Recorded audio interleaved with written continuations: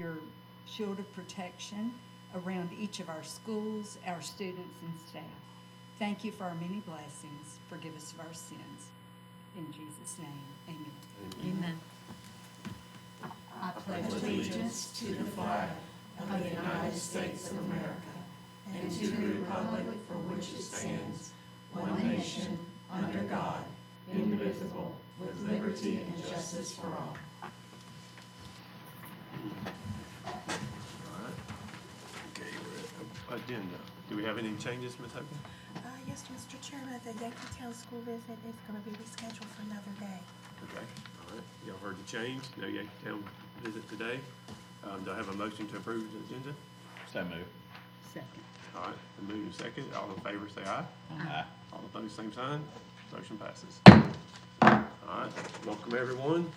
I'll get stuck with me today since Ashley's gone, so hopefully I can fumble through this thing and we get it done. So, appreciate that. It looks like, Kim, you're first. That's late. Good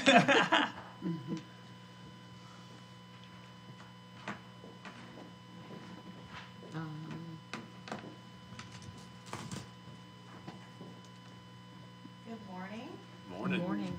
We're going to start off with a really exciting topic, and this presentation is a little longer than normal because I think the information is so important that I want to go through more than I normally do, but also interject and ask questions at any point during.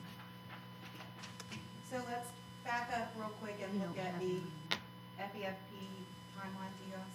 You should have when I attached them. I have it. I have it. Okay. Let's see, maybe refresh. Okay. Sorry, I No, did it's good. attach it first thing this morning. Thank you, ma'am. That's it. Thank you. So we have 5 calculations that are based on 5 surveys, and the calculations are also based on estimates of those surveys and actuals of those surveys. So lots of times you may hear comments from schools that talk about maybe their student population is up and funding's not catching up to that because Mr. Bennett and I are tasked in January of the prior year to send a forecast to the state.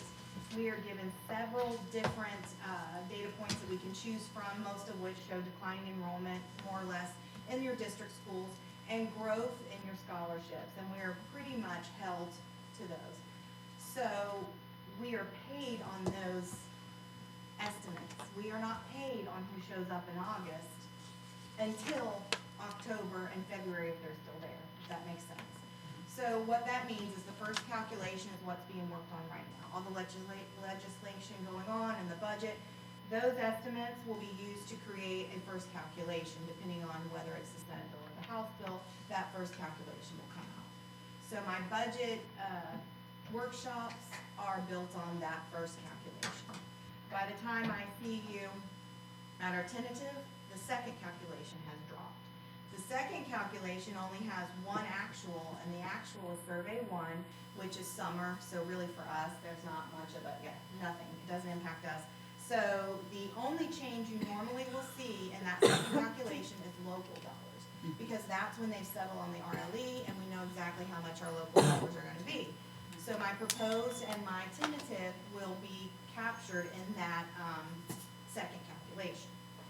Third calculation is estimated, or actual for the October count. So we have survey 2 in October.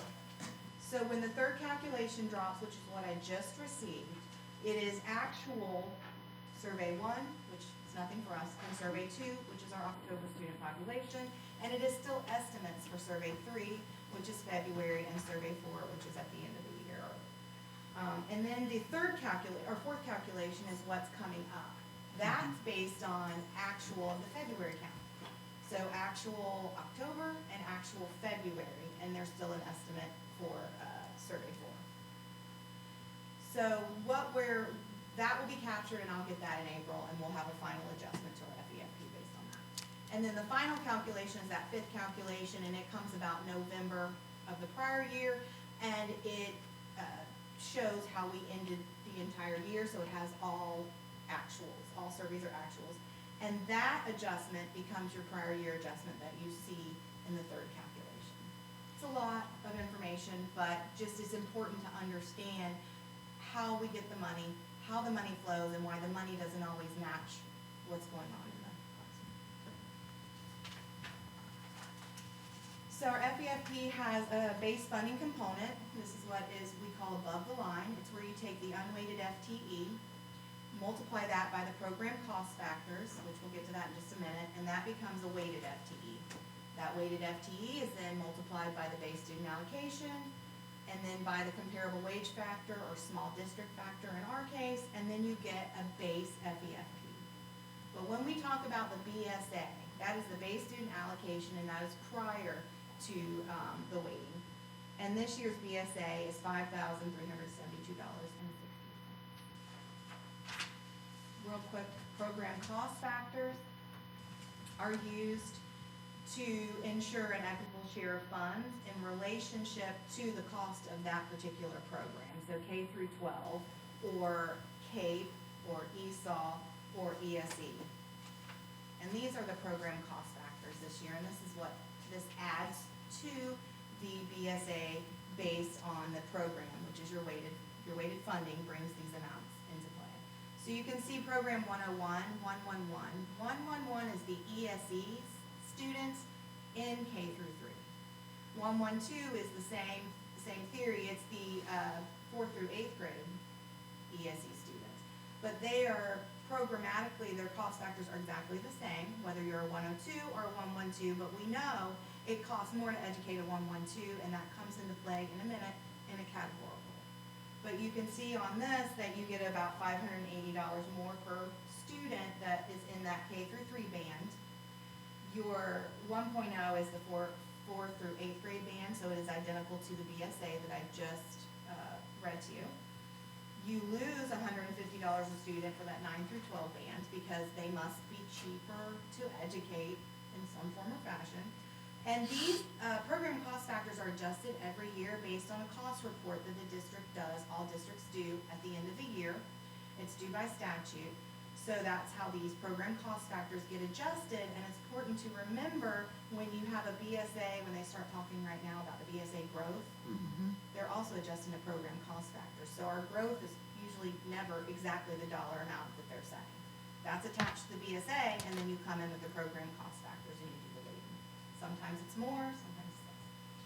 So ESOL, you get about $887 more per student. CAPE, $435 more per student, and then you can see our heavy tiers for ESE support and those amounts for that.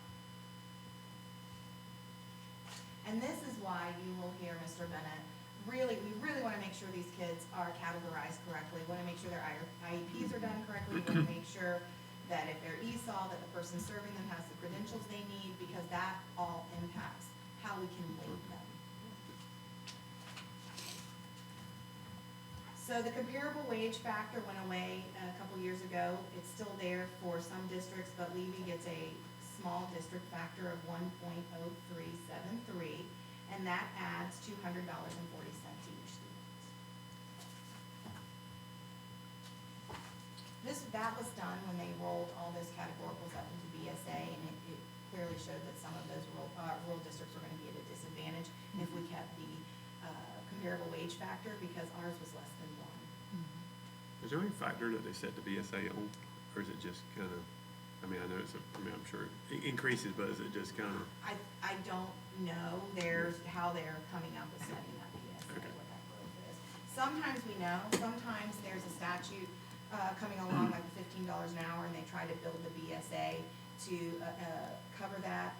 1 year, and you'll see this in a minute in my graph, when we took on Gardner and one other scholarship that set outside the FEFP, when they put it in the FEFP, they increased the BSA to offset that expenditure, but then the state gets to say they grew the BSA. But that BSA Right. just went to wash an expense. Right. The same happened when they took all those categoricals and put them in the BSA. They get to show this really monumental growth in the BSA, but all it did is move funds from below the line to above the Yeah, line. put in a different bucket. So right now, we're looking at what we call above the line. So that again is your BSA and your weighted funding. And you can see that based on the BSA and the change in weighted funding, our FTE, it looks like the district is gonna get close to $569,000 in growth. Okay, what you don't know is all that FTE is not the district's. That FTE belongs to charter schools and scholarships and the district and virtual programs. So when you look at a calculation that is published by DOE, you cannot know how much money is actually flowing to the district. You are dependent upon me to tell you that, or any other finance director to tell you that. There is no way really cleanly to assess that. You can pull out scholarships, but you still don't know charters and virtual impact. Does everything flow through the school and then get dispersed? I don't know. Charters only. Okay, charters only. Everything else Charters goes only. directly, so if you have a scholarship, it's It going. goes directly, but the accounting of it flows through the district. Okay, Now, charters, the money actually flows through the district, so we pay the charters. okay.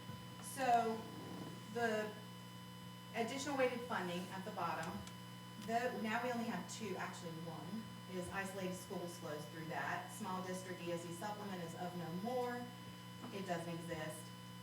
This changed when they moved CAPE, AP, and dual enrollment and early grad to a categorical that I'll show you. But that isolated school funding, we're one of, I believe, only two districts, the other is an elementary school in Taylor County, that received this funding. There are qualifiers for the funding, which you can imagine, location and all of those things. But the other piece to that is we have to have a minimum of 28 students in that 9 through 12 band and a max of 100.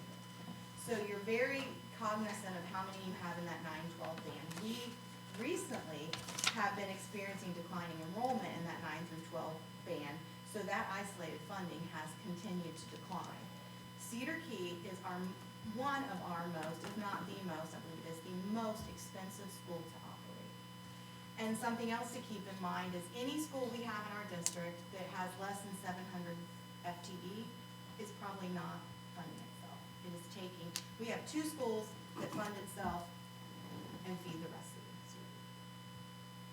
And those two are Chiefland High School and Willis. Wilson High School. Yeah.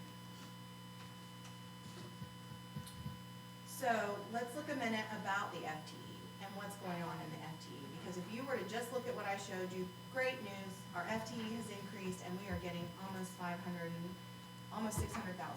We're happy. Well, when you peel back the FTE and that growth of 74.05 in unweighted FTE, you can see charters have declined by almost 30. District, all the way at the end, has declined by almost 25. So the only growth is FES and a very tiny growth to virtual. For the most part, virtual belongs to the district, but there is a component of virtual that doesn't belong to the district that is being serviced another way, and we're paying contracting out for that. So I think that's is that the move back? So really, just based on this, you can tell where I'm gonna go with the rest of this in terms of money and growth. The district did not grow. The district declined, charters declined, scholarships increased. So let's take a minute and let's just look at enrollment and where we've been since May 2020. Enrollment only is what I'm talking about. So I'm not talking about unweighted funding or any of that kind of stuff, but just what's happened with our enrollment. You can see that between May 2020 and February 26th that the district's declined by 100. Charters have declined by 14. Homeschools have, now homeschool and scholarships have a little overlap. In a minute, you can see where Mr. Bennett teased some of that out. I cannot tease it out for this purpose. Some homeschoolers get a scholarship, but not all scholarship recipients are homeschoolers. Homeschool has grown by 252, and scholarship is what the main growth is attached to. And that is enrollment. So let's look real quick at district withdrawal since July 1 of 2024. Mr. Bennett did do this exercise, so he peeled out or was able to tease out from the total withdrawals of the district, 509, as of July 1, 2024 through, what was your end date? Okay, we had 509 withdrawals. You can see I mean, them 509 kids withdrew from school. Okay, just make sure. you can see in a year and a half, you can see the majority of those are going to home ed. And then you can see some went to PEP and then some went to private school. Now, the reason why, in that last screen, our enrollment loss isn't matching with what's happening to our funding is when the state opened it up to private schools, those kids have never been in our schools. And also now at kindergarten, you can start somewhere else. But what happened is all these people that have been paying for their kids to go to private school for years, now can get scholarship funding, so now it is flowing through the district. Gotcha.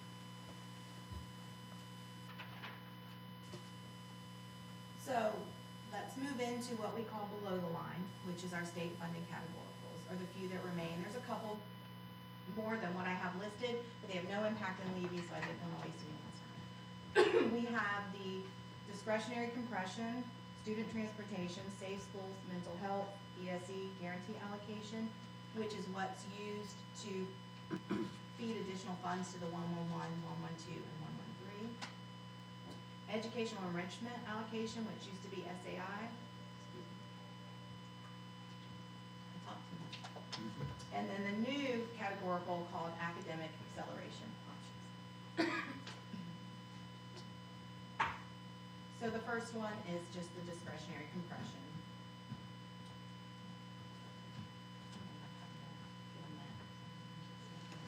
Right here. Got it. Sorry. That's okay. You're good. A lot to talk about. It's dry mouth. Well, I can't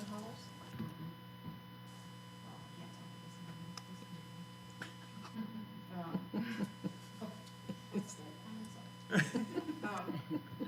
So the discretionary compression, that is used to increase the unweighted student amount up to the state average amount, because some schools generate more in their millage than others.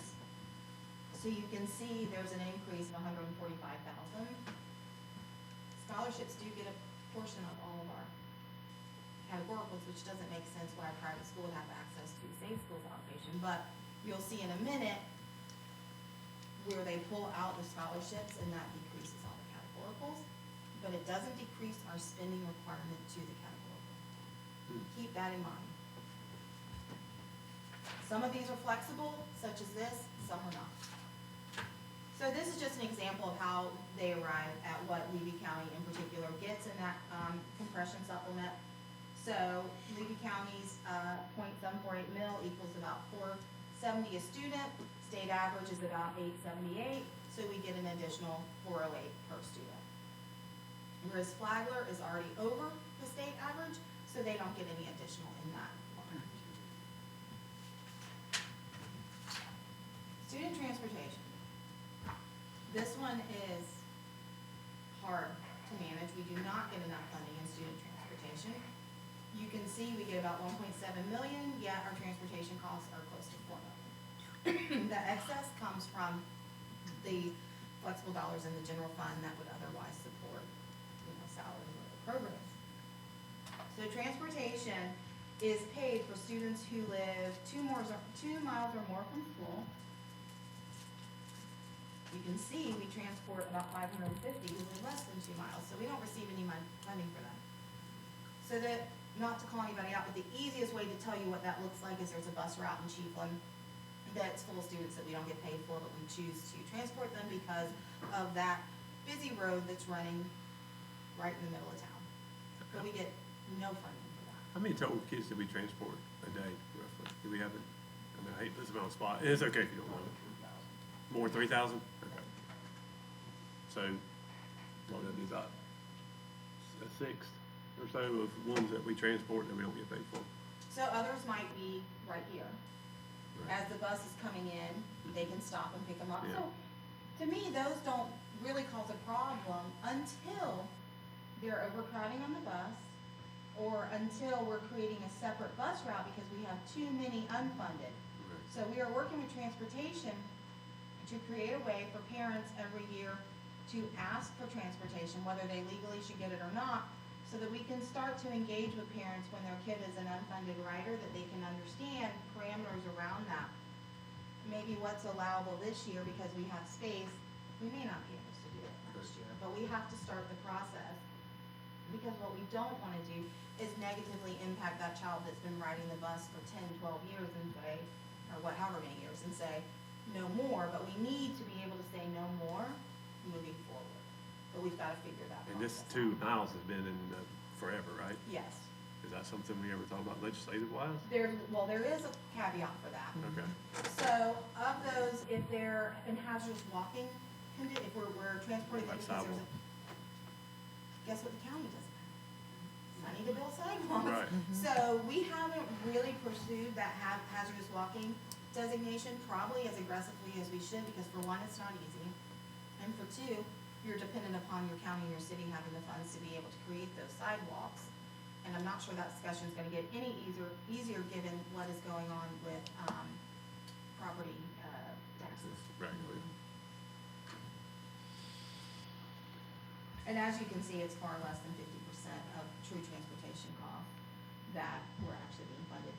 Now, this transportation cost isn't just driving a kid to and from school. It's as any other thing. If there's a component of, field trips or athletics, we do recover some of that from the schools, but it is still gonna run through transportation.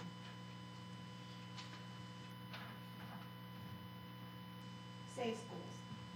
So this particular line covers about 73% of the cost. The lion's share of it goes to the sheriff's department to provide their SRD program, which is statutorily one of the elections that the school board has for that service, but the one that we have found to be the best use of our funds and we've utilized since the inception. But you can see that our true expenditures are over $1 million, about 1.1 million, with the majority of that going to the sheriff's department, a little over $1 million. Crossing guards, 33,000, that goes to the city of Williston, city of Cedar Key, and city of Chiefland. The Raptor program at each school flows through this, and then anything to run the director of school safety's office. It's a very small portion of the salary and travel. There's just a lot of travel with this program. I mean, not a lot, but it is kind of expensive, but it's all mandated, it's all required, it's how they get their certification and all those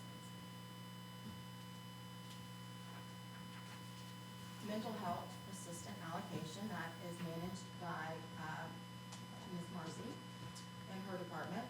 And this is a fully self-sustaining allocation. They've done everything they can to keep what they need within that allocation. So she's my favorite. And, I don't know if it's adequate, but they've managed it very well.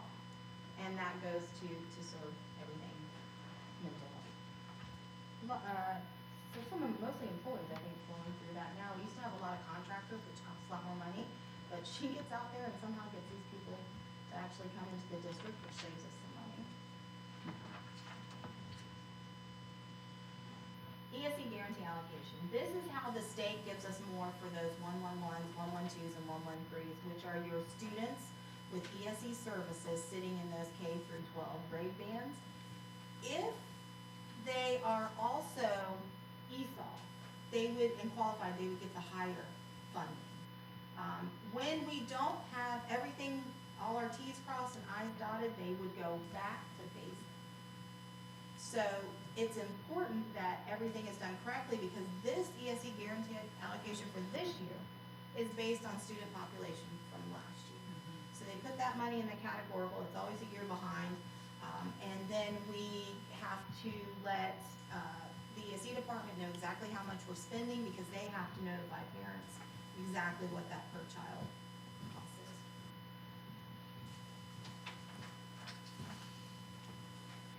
Educational enrichment used to be SAI.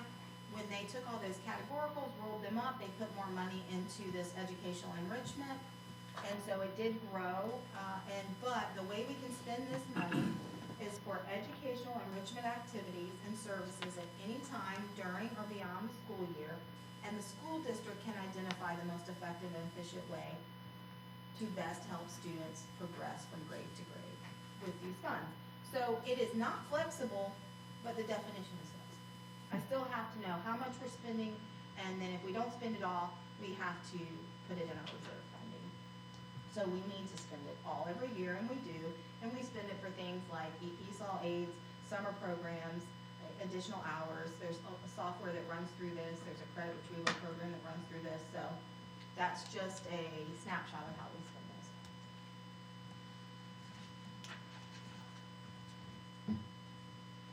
This is our new category. It now includes AP, dual enrollment, early grad, and K. So since this is a categorical, it changes a couple things for this. First, you can see, if you look at the budget, you can see how it should be budgeted based on the FTE in that program, so that's in the black box. 93,000 roughly for AP, 80 for dual enrollment, 22 for early grad, and the balance to CAPE. Realistically, what's happening is the very next line that says updated budget. AP generally underspends. Dual enrollment, well, overspends, but any overspend between those top three categoricals comes off of CAPE. There's absolutely no way to split that hair, and there is no way to keep CAPE whole, because it sits in a categorical with the others. In order to keep CAPE whole, you'd have to use general fund to make up the difference, and we're not gonna do that, so CAPE ends up. But the beauty, if there's any beauty of this actual categorical, is they allowed it, that's why the word options in there, is they allowed the districts to kind of figure out how they want to spend those funds.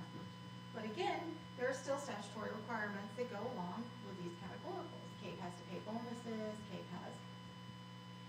The problem, as I see it, for this categorical is, let's back up how it was. It was additional weighted funding. So we would give that $538,000 to Ms. Tanya. Ms. Tanya would give it to the CAPE programs. CAPE programs may or may not spend their whole budget, and that's fine, because we need to keep money to seed new programs. So when I talk about my assigned fund balance, it has a correlation with the financial condition ratio. Because it was part of the BSA, I just would locally assign it to CAPE, that money would sit over an assigned fund balance, and Ms. Tanya would pick it up and move on from year to year to year. She could plan. And it also benefited us because it kept that financial condition ratio higher. Now that it's a state categorical, it's what we call restricted fund. So the state is going to know, without a shadow of a doubt, how much of this money we spend every year and how much we leave on the table. And if you remember, the discussion last year was that we don't spend it all. There's a reason we don't spend it all, okay? We want to seed new programs. We want to save money to be able to buy larger assets for those programs. This money needs to be spent year to year. We cannot, I don't think we should roll this money. So this is going to be a change of direction that Tanya and we have to explore. But the problem I see with exposing it year after year is DOE, is the auditors are going to see how much is there. The state's going to know that that money's not being spent, and they're going to want to, in my assessment, possibly cut that particular categorical, because FEFP is for how long? 1 year. They are not putting money in this that they anticipate us carrying forward. But yet we have a mandate to carry forward these things. Not categoricals though, because categoricals, again, are restricted. So I'm a little nervous about this particular allocation. So we will continue to watch the progression of this, but I just want to make y'all aware, because you'll hear in Tallahassee or start to read how maybe possibly we don't need this money, and I just want you to understand what's happening. School districts by nature conserve their money. We save. We take a long time to spend federal money. We get 3 years to spend it, but year 2 they start thinking, why haven't you spent it? Well, because by nature we know we need to be good stewards of that money, and sometimes that is not just spending it on anything and everything because it's spent. But this is going to be a little bit of a different deal. So that brings us now to the total of FEFP state and categoricals. So you can see the categoricals increased by almost 500,000. So when you add that 500 to the 568 from before, you're getting over $1 million growth. And then you see a prior year adjustment there. That is what would have happened based on our final calculation that we got in November for last year. We lost an additional $122,000. Somebody did, us, the charters, however. But that, remember, we didn't get a fourth count. So we didn't know what was going to happen, but this would be a direct result of that fourth count. Usually it's not this high. So now we're at 944,000 growth. So again, we went from 570 above the line. Now we're at 944 growth. Now you have to look at scholarships. So family empowerment comes in, and it has grown by almost 1.2 million based on the second calculation in July. That state-funded discretionary supplement is simply the the private school's portion of that .748. So it reduces, in this instance, it reduces the, share to the scholarships. It goes to the scholarships, it flows through us, but it, in essence, reduces that increase on the scholarships. So now we're at, 900, the difference of those two is an increase in scholarships of 937,000. You see a prior year adjustment for scholarships, so what was reduced from scholarships last year was more than what went to scholarships for Levy, so they gave us back about $50,000. Now we've whittled down that to a $56,000 growth. After we remove scholarships and everything. We're now from 570, 944, now it's only 56,000. Real quick, let's look at the impact of scholarships over time. When McKay started in 2004 to now, which includes FES, we have flowed through $26.4 million in scholarships. But what is just eye-opening to me is what's happened since FES. Of that 26 million, 20 million of it occurred just since 2020. And if you look at the variance per year, you can probably make a very good assessment on when statutes change, when floodgates were relaxed. And you can see districts were starting to adjust to McKay. So if you're adjusting to McKay, let's figure something else out. Let's institute FES. Let's move Gardner and all those over into you. Well, FES started to flatline. Okay, so let's just remove the minimum income requirements. Let's just open the floodgates, which is what you're seeing in 24 and, in 25 and 26.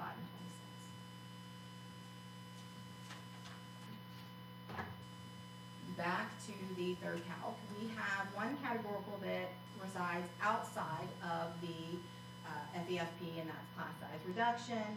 That was reduced by a little over $5,000. So that yellow line, that almost $3 million, if you were to pull the third calculation down from DOE now, and you were to look on page 2, you would see that Levy County has a growth between the second calculation and third calculation of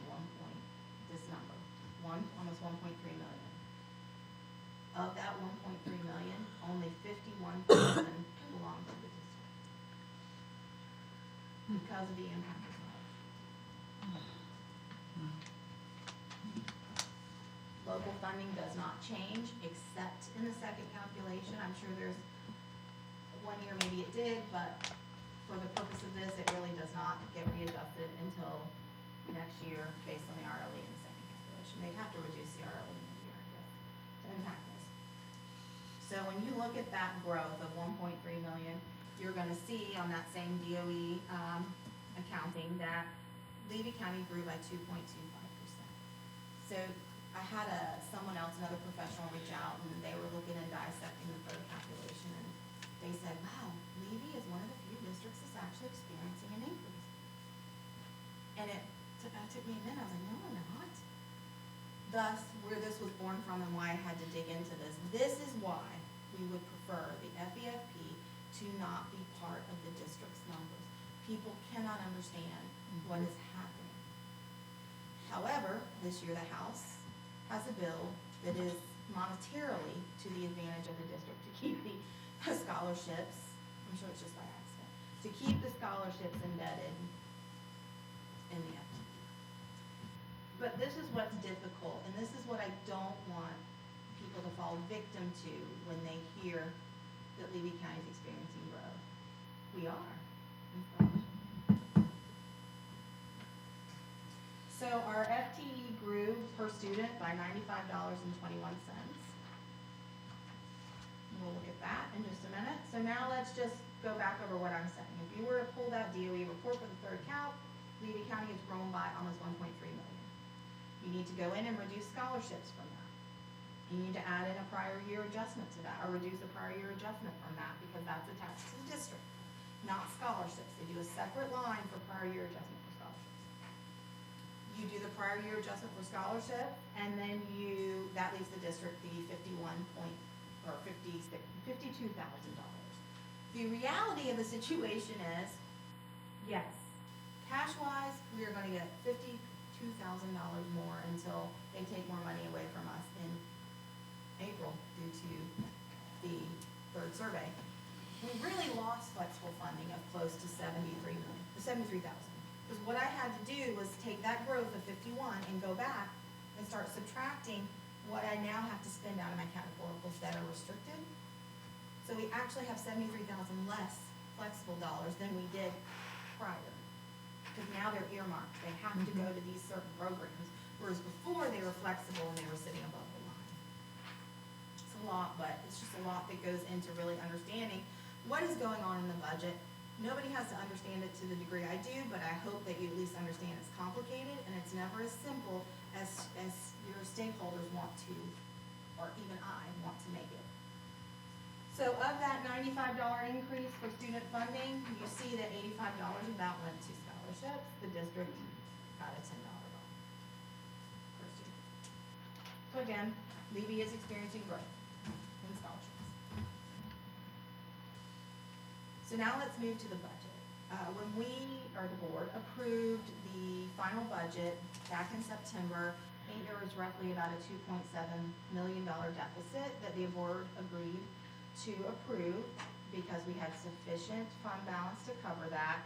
And we also expressed that we were gonna do things over this year and the next 2 years to work on reducing that deficit.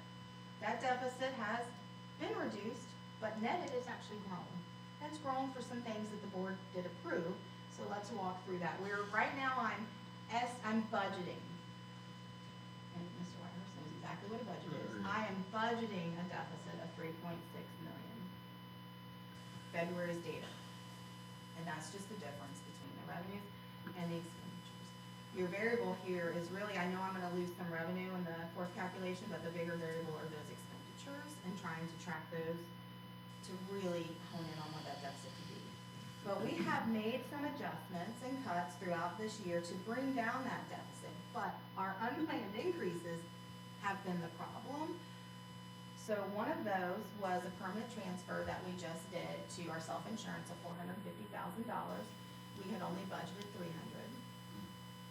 We were grateful, it was only $450,000. The board approved the increase in compensation, so we know that there were recurring dollars of about $530,000 in that, and then a board support to self-insurance above the $450,000 of $325,000. So neither of those were budgeted in September. We expect the FAFP to be reduced again in the fourth calculation due to a decline in enrollment in Survey 3. We are experiencing just this year an increase in utilities of up to 15%, with Williston being the most expensive area to run. I mean, it's awful. 15% is just now. City of Williston is terrible. I mean, It their is. citizens, everybody is, so, We also have the coldest yeah. days in a long time, so we're waiting to see what that is. And City of Williston already had anticipated us to have a 50% bump on 2 of those days. They had already, sent out notices. So that 15% increase is only from July to January. Last year, we were up, I can't remember what it was now, but I think we ended out the year somewhere about 30% increase. Now we're up 15 in just the first half. And then if I factor in a few things, the impact of ESSER and all those things on last year's budget, I think we have an inflation increase in costs in other areas of about $700,000 that is hitting this budget that we couldn't, it's not that we couldn't anticipate, but it was just hard to budget for that. So somewhere in there, I'm expecting a final deficit to be between 2.7 million and 3.6 million. And our fund balance, our financial condition ratio should land somewhere between 12.2 and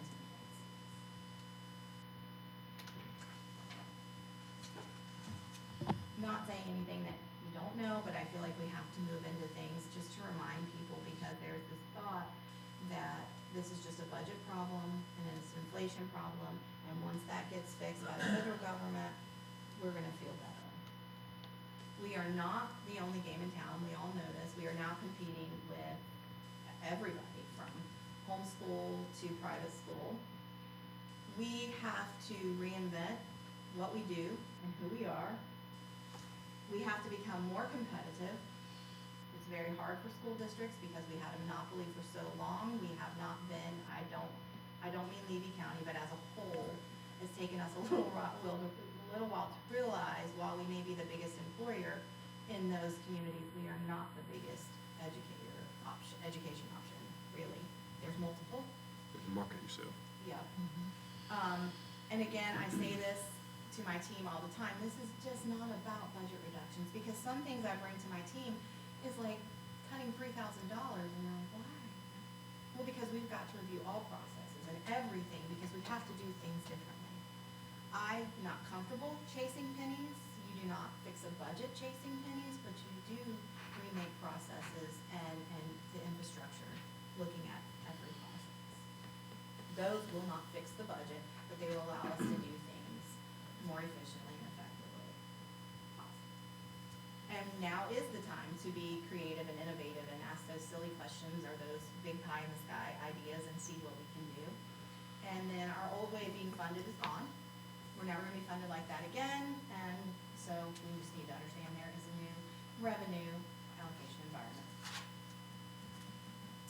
FES has opened up funding to students who've never been part of the formula before, which I had mentioned that earlier. We need to think about where we are and where we're going and what that looks like. House Bill 1 in 2023 was when they really instituted that universal school choice, opened up that, not as broad as it is now, but started dipping a toe in the water, and rolled those several allocations into the BSA. So I think that you gotta understand what that is to understand how scary that is. So that's where all the teacher salary increase allocation. So keep in mind, any growth the district gets that looks like flexible dollars next year, I first have to pull out TSIA, instructional materials, reading allocation, because all those have statutory requirements attached to them. But now they sit in the BSA, and they're highly volatile to any change in the BSA and any change in the student population. So the obvious is, what are we doing to try to control the costs? So one thing, or relieve the general fund in the case of the bullet point number 1, is we are maximizing the use of capital outlay funds, which means we are taking full advantage of the statute allowing us to recover any maintenance, salaries, and costs that flow through the general fund, and bus driver salaries. The problem with that, maintenance cannot be proactive, maintenance cannot schedule big projects, maintenance has to be reactionary because they have to know if we have the funds. I mean, to the degree that I got a call about pre-ordering AC units so that we can have them on hand to react quickly, and it was gonna cost $60,000, and we talked about it, and had to cut that in half. $60,000, we had to cut that in half. We are utilizing our capital outlay budget to keep, to help with the middle fund to the extent we can. There's only $4.5 million that flows through that, and we have one more year to pay off cheaper. The other issue with that are buses, and this will come up as we start making other decisions. Just keep that in the back of your mind when you wonder why we're cutting something. Think to yourself, first thing you think is, does this have a bus component, a transportation component? If you do, you're probably answering your question on why we had to cut that. We have an aging fleet. We have a fleet that has not been replenished in a timely manner because we built Wilson High School, jumped right into Chiefland High School, and now I can't use capital dollars to buy buses. I'm needing to use capital dollars on the general fund side until we can figure out that budget. So that has put maintenance costs on buses higher. That has put us in a position where we are just trying not to add any more additional miles than we have to on these buses. This has nothing to do with capital outlay funds, but we also have a bus driver shortage going on at the same time. So anything that impacts transportation is kind of problematic for me. We are currently reviewing health insurance options. Any change we choose to make, though, will not impact us until January 2027.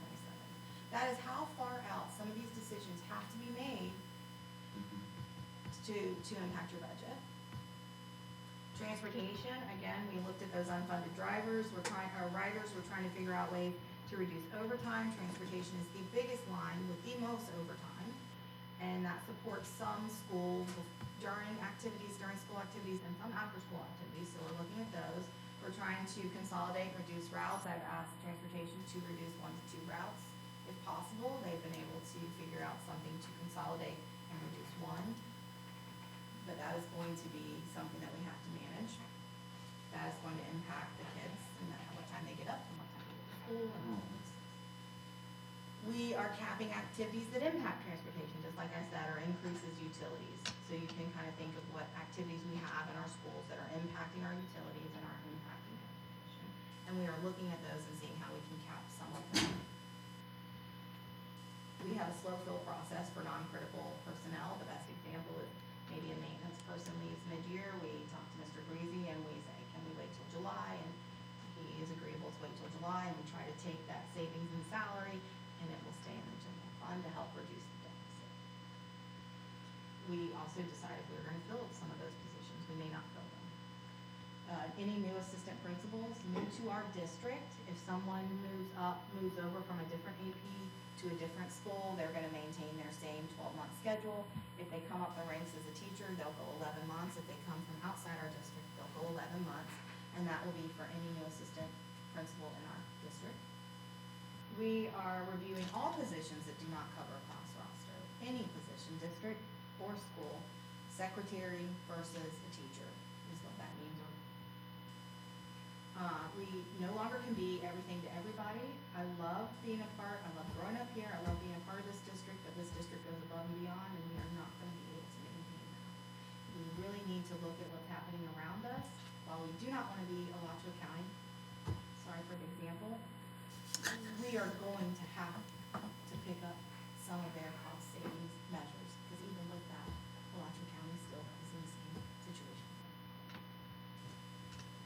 We are reducing district-wide travel. We are reducing positions through attrition. So I want to stop on this real quick. It feels to schools, maybe possibly to teachers, that the budget is bad, so all of a sudden we're cutting positions. I want to tell you, everything we're doing in a school to cut a position is the same thing we have done every year. FTE is falling, that's resulting in removing those positions. We have instituted no layoffs. We are simply doing our same staffing allocation. We do our best in a school to be sure, the principal does, that it only impacts 2 things. Through attrition, so that position's already vacant or that person's retiring, we're gonna cut it. There's no butt in the chair. You also have your 1 and 2 year teachers that may not be performing, and by nature, those are generally exited out anyway. So regardless, I don't know what you're hearing, but we have not done anything different. What I'm happy about is people think we are doing something different, so clearly they're hearing that the budget is a problem. What's different is we've asked them to turn off lights. You don't need 16 lamps in your classroom. Do you need all the paper and the pens and the paper clips? Is there anything? Does every teacher need a printer in their room or custodian in their office?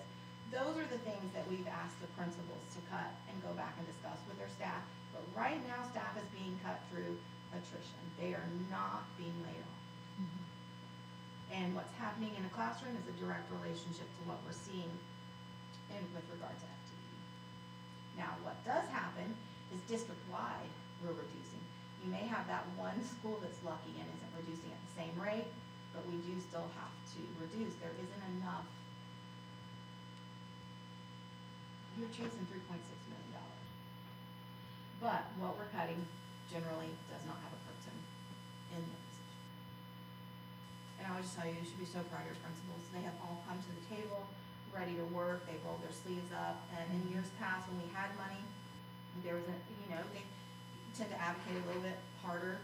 Not that they're not advocating for their staff, but it just feels so nice to actually be a team and we're all working together to try to have the same goal, which is to keep as many people employed and as many people still touching those students and impacting student growth as possible. We are also reviewing facility usage costs because of inflation and the high cost of electricity. We are not charging anywhere near enough for the use of our facilities. We really need to increase that.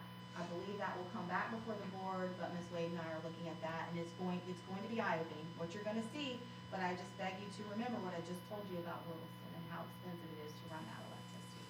And then there are some people by statute, like your Little Leagues or whatever, that we have to allow use to our facilities. We don't want to deny anyone, but what we want to do is recover the cost that it takes to truly use our facilities. And district-wide, we're reducing utility usage anywhere and any way that we can. I mean, when it's LEDs, they're generally not what's costing us the most. I mean, I'll just rip off the Band-Aid. The lights outside in the athletic fields and all that is what's costing us the most. So they're a way to control when practices are and those types of things, so we'll use that. And then there's other areas beyond athletics, but it's just Williston, I just can't say it enough. I will say everybody else has gotten more expensive too. And we are working on a district-wide communication plan.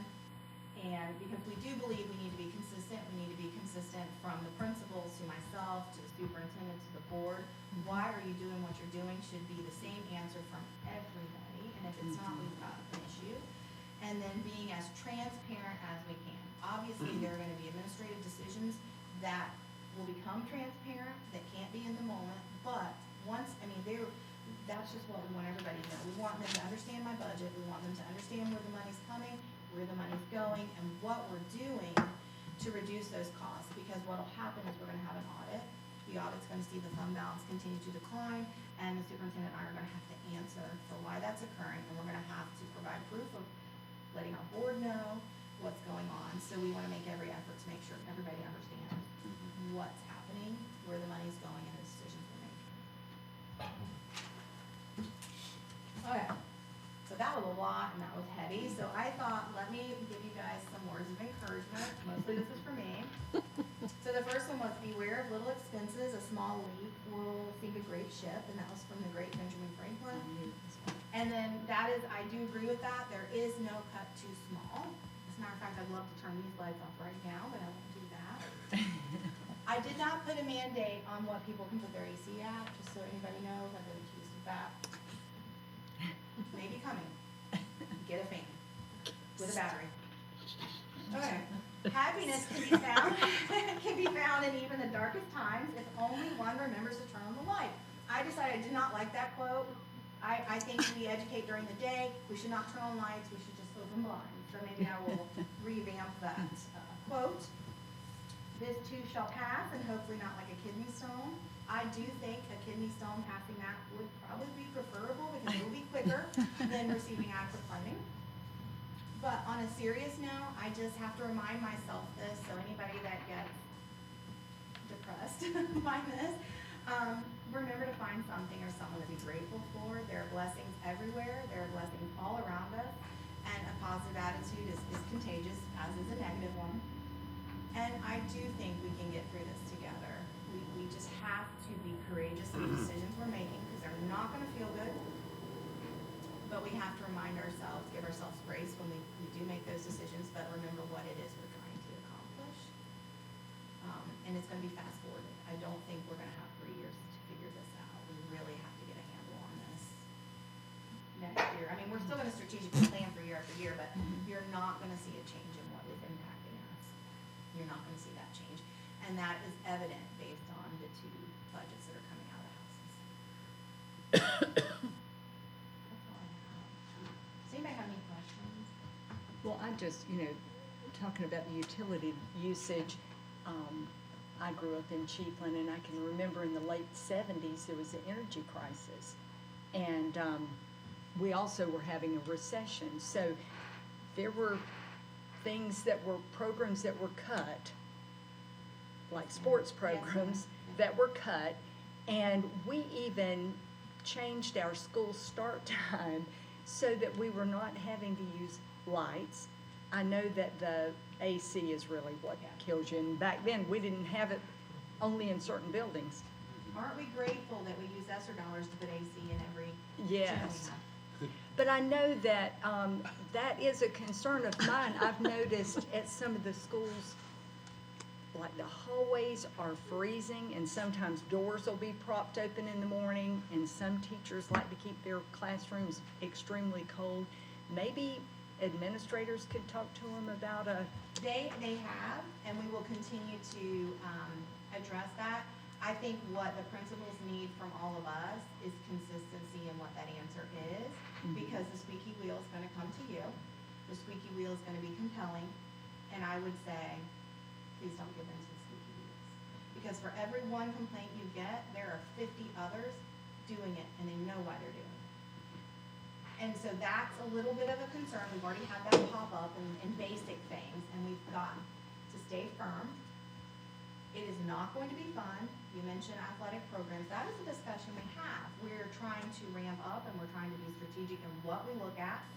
Just this weekend, everybody's excited about Williston and their athletic programs. So you have to be mindful of that. We don't want to cut it to a point that kids don't come.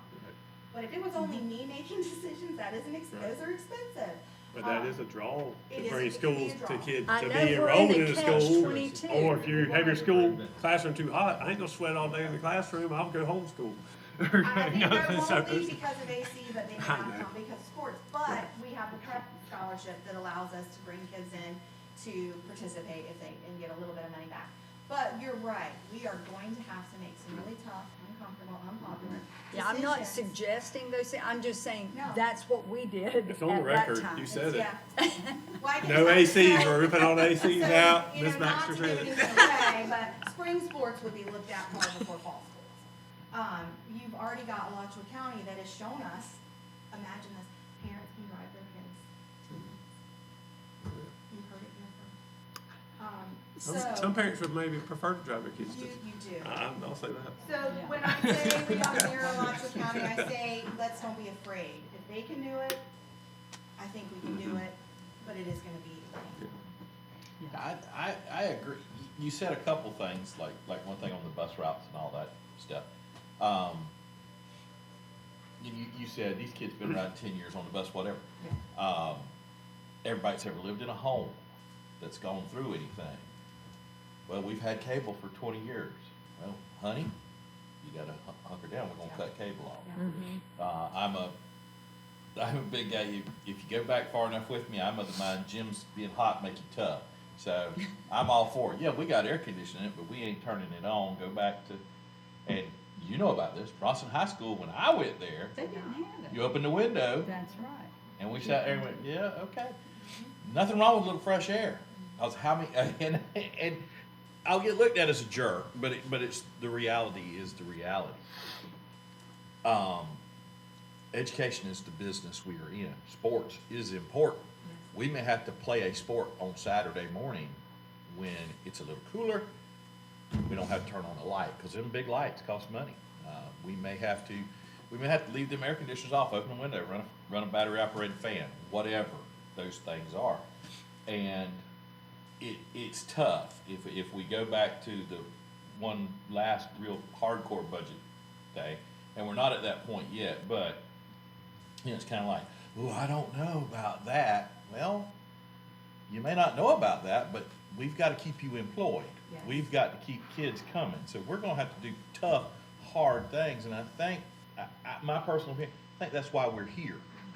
So I can only speak for this school board member. I don't have a problem looking at somebody going, this is why. We're $3 million down. And yeah, we have a fund balance, but at the rate we're going, 3 years, we're at nothing. And then we can't do anything. And we talk about, you know, we're having to do what we have to do. We have to take money from the capital projects and move over here. Problem is, we still got the capital projects that go on, and eventually, well, how are we gonna educate a kid in a building falling down because we had to run this light, or we had to blow that air conditioner on a big old empty gymnasium? So, these are just spitball ideas. I think another thing you talked about early in it, and I've heard this said before, and I think it goes well to education. We are not the only game in town.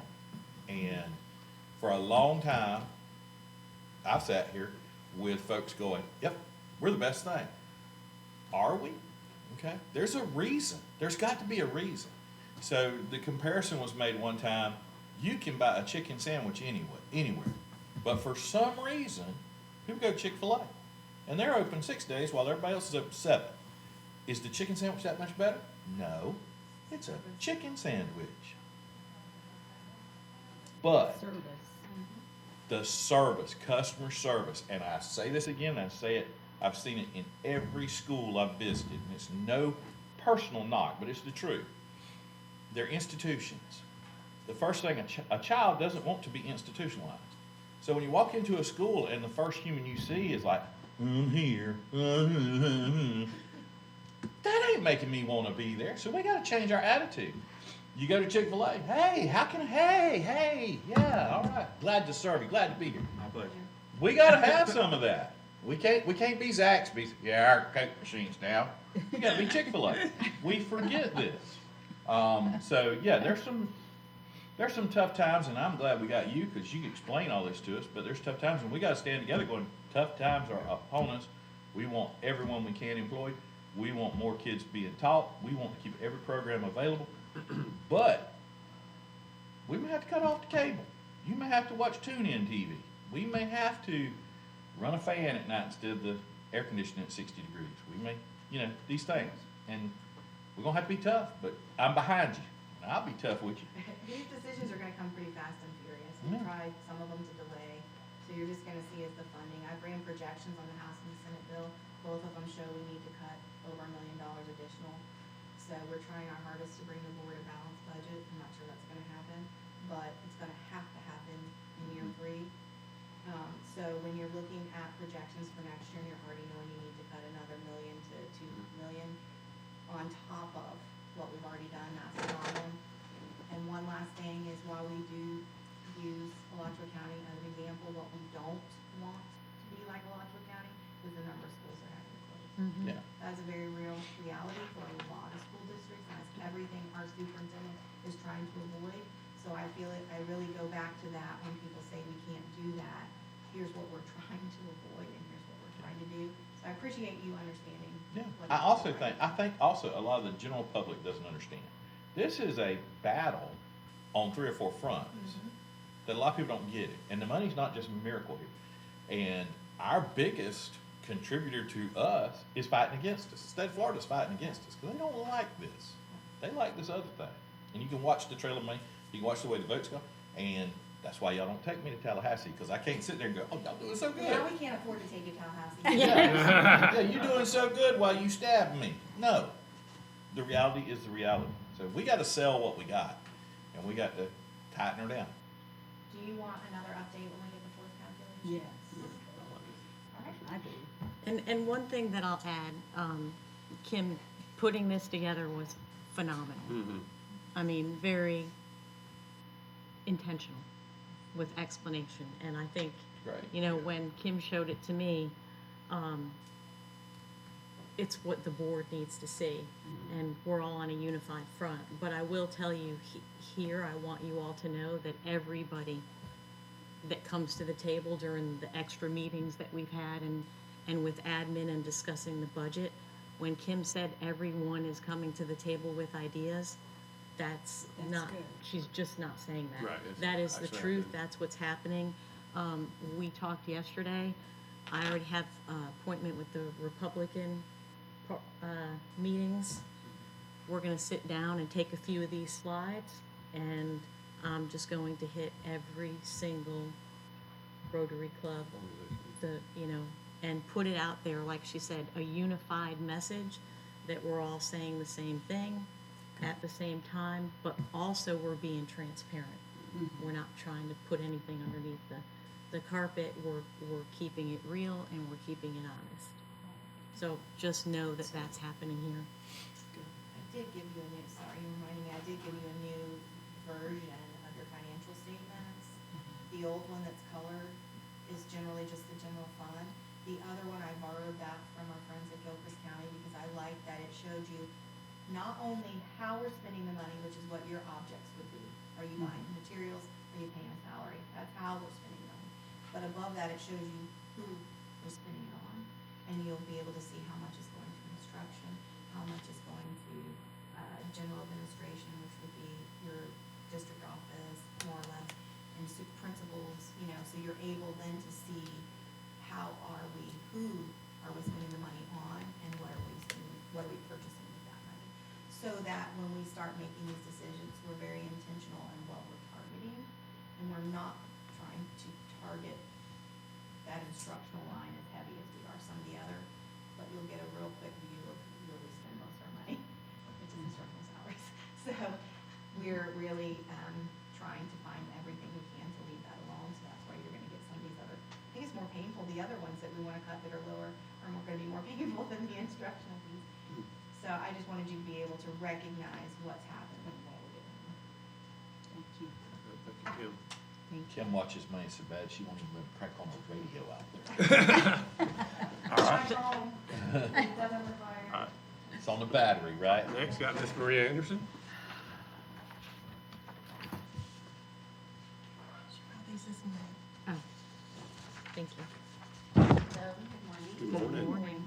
I am here to bring you the final recommendations for our instructional materials adoption for world languages, 9 through 12 for Spanish. So the final recommendation, based on the number of votes, which we only currently have 3 teachers teaching the Spanish course. And they were all 100% towards CLET world languages for reporteros. And all of these top 3 selections were approved by the state already, so we're good there. Okay. And now we're just gonna be moving into the parental objections, that we open that 30-day window, and then come back April 8th for the final approval. Okay. Do you have any questions? No, they would know which one is the best, I feel like. We come. Thank you. All right, Thank good. you. So we need a motion on this time? Not- To Okay. continue with that. Okay. To continue. All right, do we have a motion to continue So with moved. the, Second. all in favor, say aye. Aye. All opposed, same sign. All right, motion passes. All right, Ms. Julia?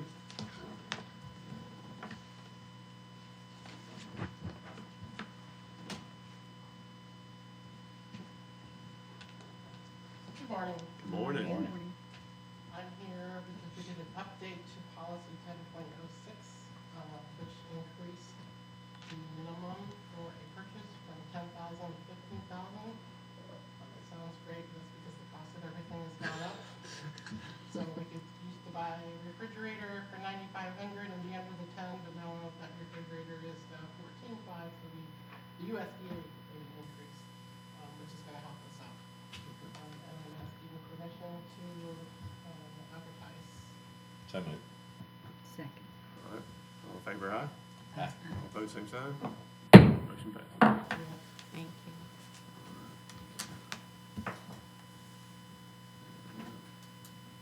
Public comments? Yep, all right. Any public comments? No, Anybody Mr. public? Chairman. No emails? No, sir. All right. Moving on to the approval of minutes. Everybody have a minute, time to look over the minutes? And there's 2 sets. Yeah, there was February 10th and January 27th. So I'll entertain a motion to approve the minutes. So moved. Second. All right. All right, all in favor say aye. Aye. All opposed, same sign. Motion passes. I see one motion for both minutes, right? Yes. Yeah. Thank you. All right. All right, we're on to the consent agenda. Mr. Asper, do you have any questions? I don't have any Comment? questions. I would like to make a comment. I see that Miss Judy Beecham is exiting the drop on May the 29th. And if we will look at how long she has been a part of our system, and she went to school there and she worked there all that time. So we got a person with a lifetime That's right. that is leaving us, and she's done a fantastic job. And we're definitely going to miss her. That's all I have. All right. Ms. Thanks, sir. Campbell? Ms. Campbell? No question. Ms. Baxter? No questions. All right. I'll entertain a motion. Go ahead, motion. Yes, sir. So moved. Second. All right. All in favor, aye. Aye. All opposed, same sign. Motion passes. All right. Down to finance. Any questions on the finance? It's part of it now. Now it Yeah, is. it's all part of it. It's all- Because of the format. All right. So now we're down to superintendent. All right. Ms. Boyle? Thank you, Mr. Chair. I've had the pleasure to go out to the schools and see all the Val and Sals that we have at each of our schools, and I'm sure you've seen some of that on Facebook. But even with everything going on, these students working very, very, very hard. And when you sit there and you talk to them and you hear their plans, even with the doom and gloom and the scholarships, we do have some students coming from Levy County that no doubt will do great things. And they have worked very hard. Beast Feast was wonderful, and of course, Levy County School Foundation always putting on 110% and giving back for our students, and it's nice to see. How much? 24,000. Okay, 24,000 raised. I don't want to steal anybody's thunder, but looking forward to the games this evening. We get to travel there and see those. That'll be fun. And I had my little verbiage, but I've already said it after Kim's presentation. So you heard that comment there. But please know that we're working hard for you, and everyone is, and you will be updated definitely every step of the way. And that's all I have. All right. Mr. Ashman? Thank you, Mr. Whitehurst. The Beast Feast was a good time. I was glad I was able to provide that turkey Friday. Yeah. Planned it just right. Time just perfectly, wasn't it? You see that? Yeah, I mean, No left over. effortlessly. Effortlessly. No need to thank me. Just glad to be a servant. Bronson, we're celebrating girls flag football. That's a brand new thing in Bronson. I don't want to have to play the girls. They're tough. They're tough. Don't play the games at night, though. You gotta Hey, play the games during the day. Don't Later turn the lights today. on. Later today. Cameron Adams will flip a switch on you. Turn them lights out. I'm gonna key on them. Turn them lights out. Open these windows. Be all right. But now I'm tight. See, okay. Be quiet, Mr. White. This is my time. Reclaiming my time. Reclaiming my time. Want to congratulate the Bronson FFA chapter on multiple things. First, their senior FFA state championship in poultry judging, although it's called like poultry evaluation now. On that team, Maddie Stewart was the state high individual. JJ Rice was the third high individual. They also finished 6th in the state milk quality, with Nolan Meeks being your state high individual, and 12th in dairy. This is National FFA Week, and I hope we're all celebrating it. And cut funding to everything else, but let's don't cut agriculture.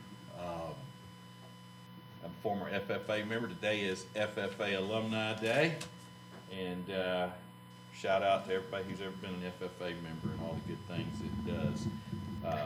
Next is on March the 12th, if you're interested, Black Prom is having another night of giving to raise money for the Bronson Middle High School junior senior prom. So a portion of whatever you spend there that night will go towards that.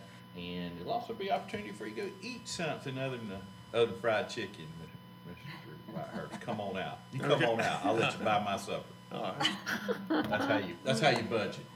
I'll let you buy my supper.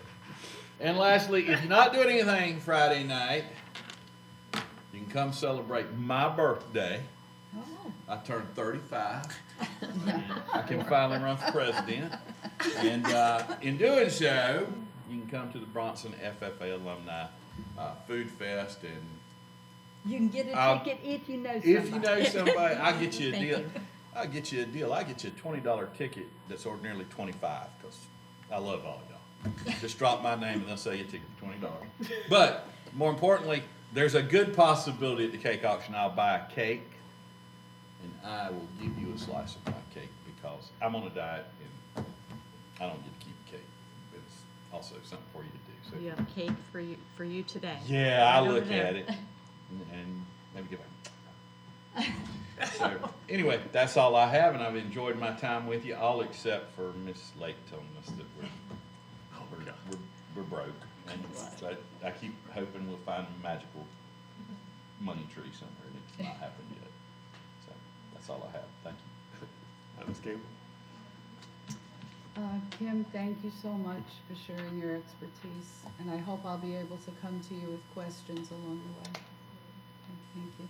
Yeah, I do want to congratulate our Val and Sal at Cedar Key.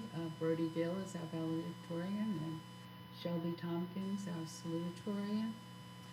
And I just wanted to share that DECA had their cornhole tournament this past Saturday, and it was a huge success. And the best part about it was how much of the community it drew, to the school. So school people and the community earning money for a lot of good causes, for their own club and for other causes as well. And I just want to make a comment. So much going on and worrying about all the things happening at school, at the schools, but I've been volunteering in at Cedar Key and at Chiefland. So I've been in and out of the schools a lot lately. And I just want to comment that some of the programs that we have purchased and are using, I loved seeing them in action and being used well, and I loved watching the kids learning from them. So, for AVID, I've observed in the classroom the different AVID practices that some of our teachers picked up at the highlight that we had in Williston. And that was great to see that they learned from that professional development, because I'm all for professional development when it works. And also, I've observed the writing, the Core Connection program being used wonderfully, and our kids are getting ready for the writing test coming up. Mm-hmm. And then working with kindergarten kids in the U-Fly program, I love seeing how much that has been successful in birthing our readers. So I'm really happy with all of that. I know our teachers are working hard, and the most important thing is that they're teaching explicitly, which is something we've been trying to move in our schools, and it's happening. It's happening, and I want to congratulate our county people for encouraging all of that and for bringing those programs to us, but also the teachers who are responding to the professional development and doing a good job. Because that's the most important thing, is effective teaching. That's all. At Chiefland Elementary School, they have recently remodeled or revamped their teacher's lounge, and I think it was a lot of donations and things, and they've stocked it with snacks and had a person to come in and help decorate it, so the teachers were excited about that. Also, the PTO at Chiefland Elementary School is getting ready to give out several $1,000 worth of teachers' grants, so they're excited. And over at the high school, they're celebrating National FFA Week, and they also, Chiefland Middle High School was represented at the Florida Association of Student Council's Leadership Convention, where they gained valuable insight on safe learning environments and strengthening their leadership skills. So we're all proud of them for that. And I too want to thank Kim. That it's hard to be the bearer of bad news, but you did it well. And we all know that when times get tough, the tough get going, and that's what we're going to have to do, is just get tough and buckle down. The valedictorian and salutatorian, Ms. Boyle and I were there at Chiefland High School the other day for that, and I was so tickled because the valedictorian was a former student of mine, Lucas Knapp, and then the salutatorian was Nicholas Bartley, and both very deserving, and I think it was very competitive up to the very end. But that's all I have. Thank you. I'll start with, thank you, Kim, for your presentation. Like I say, I like the format you had it in. I felt like it wasn't as busy as other times. It really went through and kind of explained everything. And, certainly I say we're, difficult spot, but, it's good to be at, projected 10% fund balance kind of thing versus worrying about 3%, because you can make incremental changes now that can affect you down the road where it won't be, won't be as bad. Like Ms. Boyle said about the Beast Feast, certainly appreciate everybody showing up and helping out. I think everybody was served well. Cameron didn't miss many people talking, but. He did. Yeah, I Couple did of times I had to relegate keep with on stories, task. I have very few things I bring to the table. He was our entertainer. That's He was our it. You know, entertainment. I know what I do. I know who I am. That was good. I think so everybody got fed well. Thank you for the maintenance, for the setting up and preparing now. That certainly was a big help, for sure. Anything to get some stuff off of me, I appreciate it. I would say this, Miss Annie has made that a lot easier over the years as far as organizing, and it takes us a lot less time. Good, Yeah. good. It's because she beats Devin. Yeah, I saw y'all pulling out yesterday. I was pulling in to get that light tower, so, yeah, I appreciate all the hard work, and I said all the organizations and everything that came out and cooked for it. I know, like I said, it was, very successful. I know we was competing against a couple other things going on at the same time, but still, I think, it seemed like it was about 250 people were still there, and so I said, raised up to $24,000, so certainly good, put to good use. So thank you for that. I went at the valedictorian and salutatorian, certainly enjoyed that. It was two people with my daughter only being right behind them, so I knew these kids pretty good. Actually, the valedictorian was Kai Gowan, and the salutatorian was Ramey Webb, and actually went to school with his daddy, so me and him graduated together. So it was good to see them grow up, and kind of be there. And also it's FFA week, and actually started FFA week. Williston FFA had been fundraising for a barn, and they broke the ground this week on that, so that's good. A little GoFundMe kind of thing, and raise money for that. And they're actually having a fishing tournament on Saturday. So after you go to the feast on Friday night, you can come fish. Get up early. Fish and catch your own food maybe on Saturday. There you go. And certainly the big thing is, Williston, not just the boys and the girls are making it to state.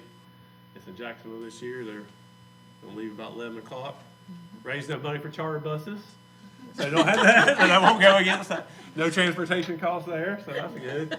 But yeah, a lot of people chipped in yesterday, started calling around, and so they got the cheerleaders, the boys and the girls and cheerleaders are all taking buses, and hopefully, so it'll be good tonight. We'll play at 6 and 8. The boys at 6 and the girls at 8. And hopefully they both win, or at least one of them win. Be back on Friday night, so. I hate to miss it, but I'm not there. I understand. You just tell me how much to spend. That's But yeah, right. I'll look out for you. I'll talk to you. So anyway, and that's all I have. If everybody's good, meeting adjourned. Hey, Mr. White.